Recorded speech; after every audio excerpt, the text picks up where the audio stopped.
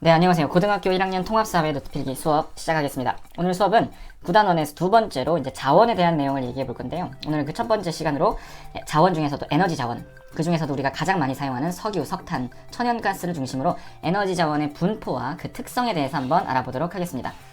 먼저 첫 번째로 자원이란 어떤 건가 우리 중학교 때 배웠는데 한번 정리해보고 갈게요. 자원은 자연물에서 얻을 수 있는 것 중에 인간한테 도움이 되는 거죠. 그래서 인간에게 유용한 것, 이렇게 정리를 하는데 그 중에서도 사람들이 다 자원으로 보는 게 아니라 우리가 기술적으로 그걸 개발 가능해야지만 자원의 범주에 포함시킵니다. 그 다음에 기술적으로 개발은 가능하지만 그걸 팔아서 돈이 안 남으면 자원이 아닙니다. 돈이 안 남는데 적자가 나면서 우리한테 유용할 수가 없겠죠. 그래서 자원의 의미는 전체적으로 정리해보면 자연물에서 얻을 수 있는 것 중에 인간에게 유용한 것, 그런데 조건 두 가지가 붙습니다. 기술적으로, 경제적으로 개발이 가능한 것, 이렇게 정리를 해볼 수가 있겠습니다. 자, 이런 자원의 특성은 세 가지가 있는데요. 첫 번째, 유한성입니다. 즉, 자원은 매장량의 한계가 있기 때문에 언젠가는 그게 몇십 년 뒤에 고갈이 되죠. 자, 예를 들어서 석탄이 100년 뒤에 고갈이 된다. 지구 전체에서. 그러면 그 석탄을 캘 수 있는 채굴 가능한 연수가 남아있잖아요. 100년이라는 게. 그런 연도수를 우리가 뭐라 부르냐면 가채연수라고 부릅니다. 지금 선생님 방금 말한 것처럼 채굴 가능하다고 해서 가채연수라고 부르는데, 그래서 모든 자원은 대부분 에너지 자원 중에 특히 화석 그 자원은 가채 연수가 존재한다. 이런 특징이 있습니다. 한계가 있다는 거죠. 두 번째, 또 에너지 자원 중에 중요한 것, 특히 석유랑 관련돼서 중요한 건 편제성입니다. 있을 제라는 뜻인데 한쪽 편에만 편들어서 있다는 뜻입니다. 즉 지구 전체적으로 골고루 분포하지 않는다는 뜻입니다. 고르게 분포하지 않는다. 그래서 특정 지역에 치우쳐서 분포한다. 이런 특징이 또 있고요. 다음 세 번째는 가변성입니다. 자, 우리가 사람이 살아가면서 사람들의 생활 모습이 바뀌기 때문에 그 시대에 맞는 자원이 새로 등장하기도 하고 없어지기도 합니다.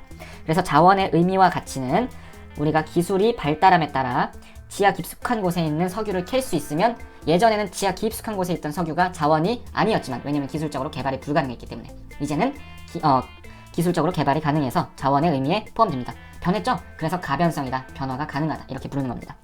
자, 기술 발달뿐만 아니라 자원은 사회적인 또는 문화적인 배경에 따라서도 이 자원의 의미가 달라집니다. 예를 들어서 이슬람교에서는 돼지고기를 먹지 않기 때문에 돼지는 식량 자원의 범주에서 빠지게 되겠죠. 이런 식으로 문화의 차이에 따라서 자원이 안 될 수도 있다는 얘기고요. 아까 그 예전에는 기술이 부족해서 또는 경제적으로 팔아봤자 돈이 안 남아서 개발을 안 했던 것이 요즘에는 개발을 하게 된 그런 사례가 있습니다. 바로 오일 샌드라는 건데요. 캐나다에 있는 건데, 쉽게 말하면 그 모래 속에 기름이 꽉 차 있는 거예요. 그래서 그 모래를 기계로 이렇게 돌려가지고 기름을 짜내서 기름을 얻고 그걸 팔아야 되는데, 이 기름을 짜내는 과정이 너무 비싸서 과거에는 돈이 안 됐어요. 팔아봤자 적자니까. 그래서 경제성이 없어서 개발을 안 했는데, 최근에는 국제유가가, 기름 가격이 너무 올라가가지고 이젠 팔아서 돈이 남기 시작했다는 겁니다. 그래서 오일샌드가 가변성의 대표적인 사례로 항상 나오게 되니까 잘 기억해 주시고요. 자, 다음으로는 이 자원들 중에서도 우리 화석연료, 즉 석탄, 석유, 천연가스 분포와 소비 특징에 대해서 한번 세 가지 분류를 해보도록 하겠습니다. 에너지 자원 중에 이 세 가지를 배우는 것은 우리가 아직까지 지구 전체적으로 화석 에너지에, 화석 연료에 의존하는 경향이 매우 큽니다. 그래서 화석 에너지 소비 비중이 매우 크기 때문에 이 세 가지를 중심으로 에너지 자원의 소비를, 분포를 알아보도록 하겠습니다. 먼저 지도에서 이 파란색으로 표시된 부분이 이제 석탄이고요. 빨간색으로 표시될 부분이 석유인데요. 석탄부터 해서 국제적으로 어느 곳에 있는지, 그리고 어디서 어디로 수출이 이동이 되는지를 화살표로 표시해 보도록 하겠습니다. 자, 일단 석탄은요, 분포 특징을 보면 지금 이렇게 특정 지역에 있긴 하지만 이건 이제 선생님 교과서 보고 대충 비슷하게 그린 건데, 전 세계적으로 석탄은 그래도 석유나 이런 것들에 비해서 넓은 지역에 골고루 분포합니다. 편제성이 낮다는 거죠. 그리고 석탄은 무척 오래된 고생대 지층에 분포합니다. 그래서 사실은 석유랑 석탄이 같은 애라고 생각하면 되는데, 석유가 물 형태잖아요. 근데 이게 더 너무 오랜 시간이 지나가지고 딱딱하게 굳었다. 그게 석탄이다. 이렇게 생각하시면 쉽습니다. 그래서 석탄은 고생대 지층에 전 세계적으로 그래도 골고루 분포해서 이동량이 크지는 않습니다. 하지만 주요 수출국은 분명히 있죠. 여기 인도네시아도 많이 수출을 하고요. 특히 여기 오스트레일리아, 호주에서 이 석탄이 많이 채굴이 되고 수출이 된다고 합니다. 그래서 주요 수출국은 오스트레일리아 적어주시면 되겠습니다. 기억해 주세요. 그리고 이런 석탄은 그러면 어느 국가에서 많이 쓰냐? 석탄이 과거에는 이제 뭐 여러 가지 용도로 쓰였지만 요즘에는 석탄은 이 두 가지로 많이 쓰입니다. 이걸 잘 기억해 주시기 바래요. 첫 번째는 제철공업. 우리가 강철을 만드는 포스코 같은 기업들 있죠?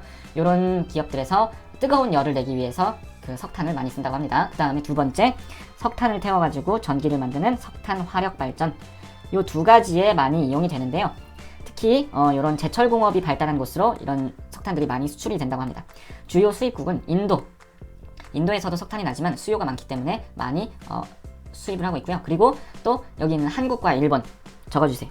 한국과 일본은 둘 다 철강 산업이 매우 발달한 국가이기 때문에, 그리고 둘 다 또 철강 산업이 엄청 발달한 거에 비해서 석탄이 많이 없어요. 그래서 질 좋고 저렴한 이런 오스트레일리아의 석탄들이 한국, 일본 이런 데로 많이 수출이 된다고 합니다. 자, 그러면 여기다가 지도에다가 표시를 한번 해볼게요. 이 파란 색깔 네모칸은 석탄의 분포를 나타내는 거고요. 이 파란 색깔 화살표는 석탄의 수입과 수출, 즉 석탄의 국제적인 이동을 나타내는 겁니다. 물론 그 교과서를 보면 정말 세세하게 표시가 되어 있지만 우리는 간단하게 시험 문제에서 뭐를 중심으로 봐야 될지만 보고 그런 전체적인 큰 흐름만 지도에 표시해 보도록 하겠습니다. 먼저 석탄은 오스트레일리아에서 가장 많이 수출이 된다고 했죠.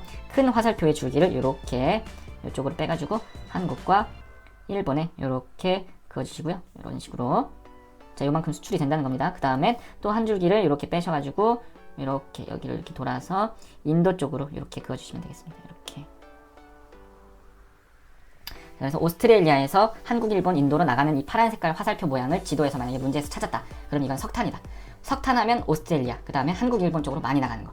그 다음에 또 작은 흐름은 인도네시아에서도 마찬가지로 이렇게 우리나라와 일본 쪽으로 석탄을 많이 수출을 하고 있습니다. 그래서 이렇게 작은 화살표 여기다 이렇게 그어주시고요. 자, 그럼 석탄의 이동과 분포 특징, 소비 특징에 대해서 정리를 해봤습니다. 지구 곳곳에 석탄이 있기 때문에 가장 중요한 큰 흐름만 표시를 해봤다 이렇게 생각하시면 되고요. 다음 더 중요한 거 석유에 대해서 그럼 지금부터 살펴보도록 하겠습니다. 석유는요, 지금 선생님 표시를 안 해놨는데 전 세계에서 가장 많이 나는 세 군데 지역이 있습니다. 러시아까지 포함해서 요즘 네 군데라고 하는데 그 지역을 먼저 표시해 볼게요. 이렇게 석유를 시추하는 요 그림을 이렇게 뾰족하게 표시해 놓은 거로 이제 석유의 기호를 쓸 건데, 일단 가장 많이 나는 곳은 여기 사우디아라비아, 이란, 여기 사이에 바다 있죠? 이 좁은 바다를 페르시아만이라고 합니다. 여기서 전 세계 석유의 50%가 채굴되고 있다고 합니다. 그래서 여기는 이집트, 이라크, 여러 가지 중동 국가들이 다 있는 곳인데, 이란, 사우디아라비아 하면 이제 우리가 중동의 석유 부자 국가 생각하죠? 그리고 그 아랍에미리트 이런 국가들도 엄청 부자인데, 여기가 전체적으로 엄청나게 많은 석유 매장지 중에 하나입니다. 자, 일단 적어볼게요. 석유는 어디에 전 세계 50%가 있다? 자, 아시아의 서쪽 남쪽 지역에 있는 페르시아만. 페르시아만이 어디야? 페르시아만이라는 건 좁은 바다를 말하죠. 여기 사우디아라비아와 인도 사이에 움푹 들어간 여기 주변에 카타르, 아랍에미리트, 이란, 이라크 이런 나라들 다 몰려 있습니다. 여기서 많이 난다는 겁니다. 두 번째 석유가 많이 나는 지역은 여기에요. 러시아. 러시아는 이런저런 자원 엄청나게 많이 나지만 그래도 러시아에서도 최근에 석유를 엄청나게 많이 개발하고 있습니다. 그리고 또 여기 영국과 노르웨이 사이에 바다가 있죠. 여기를 이제 영국 기준으로 북해라고 부르는데 우리가 동해를 부르듯이 여기서도 석유랑 천연가스가 엄청나게 많이 납니다. 그래서 노르웨이가 되게 부자예요, 나라가. 여기 표시해 주시고요. 그 다음에 여기 미국과 멕시코 사이에 이렇게 움푹 들어간 거대한 만이 있죠, 바다가. 자, 여기서도 석유가 엄청나게 많이 납니다. 그래서 여기 이렇게 표시해 주시기 바랍니다. 여기도 이렇게 석유가 많이 난다. 자, 그러면 석유가 많이 나는 지역 이렇게 표시를 해봤어요. 물론 다른 지역에서도 많이 납니다. 하지만 전체적인 지금 큰 흐름만 볼 거기 때문에 이런 지역만 표시를 해봤고요.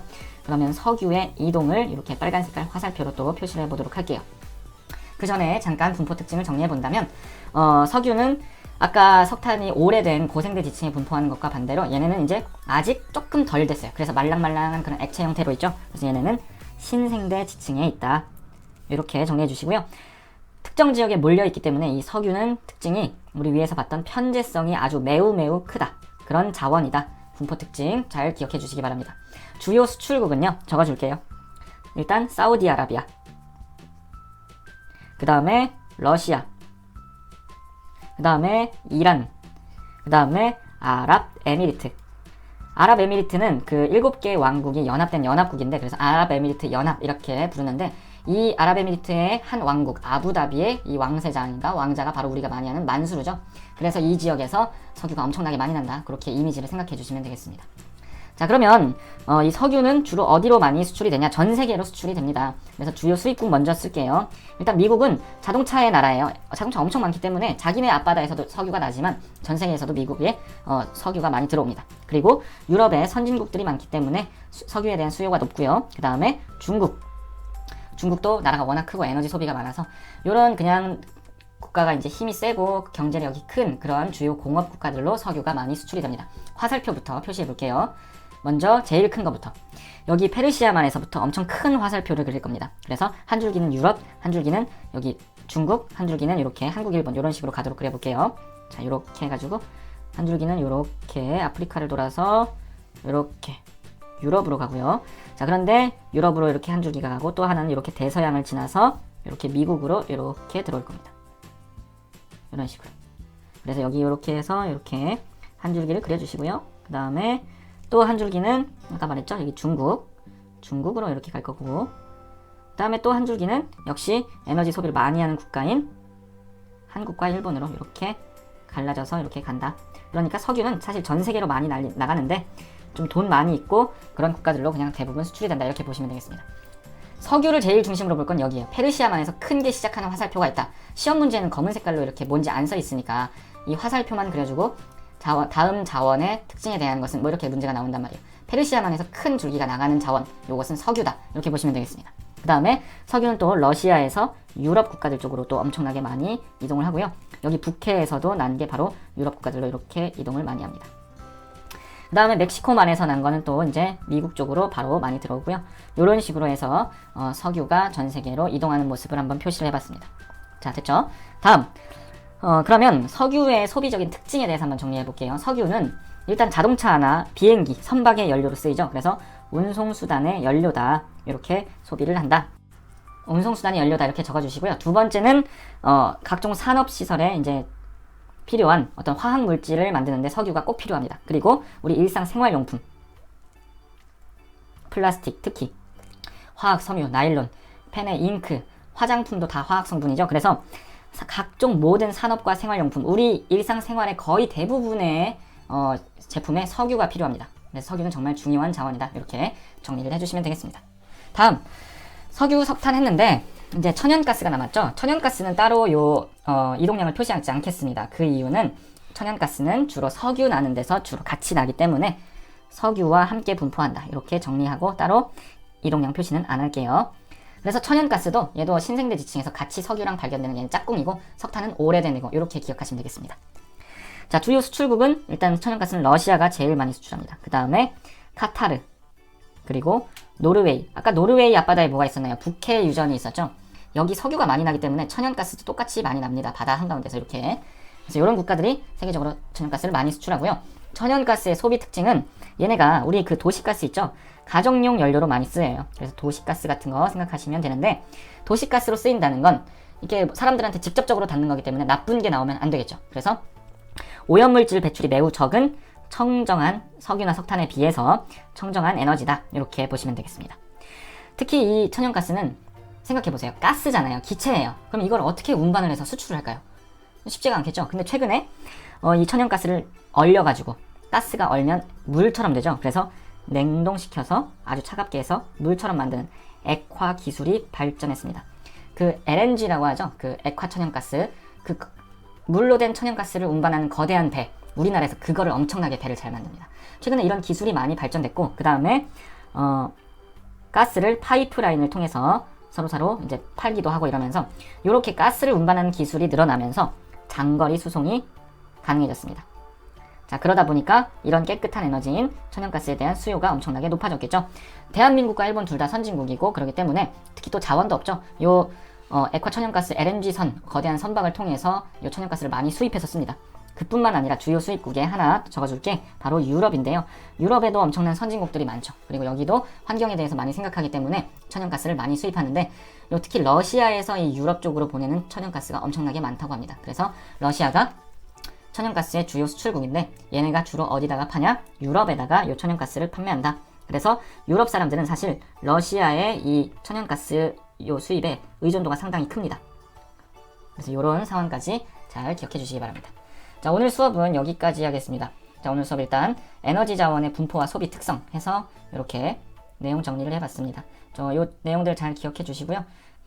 이 지도를 기억해 주세요. 이 지도에서 지금 어떤 게 어디로 이렇게 이동을 하고 있는지 그런 것들 잘 파악해 주시기 바랍니다. 자, 오늘 수업은 여기까지 하겠습니다. 수고하셨습니다.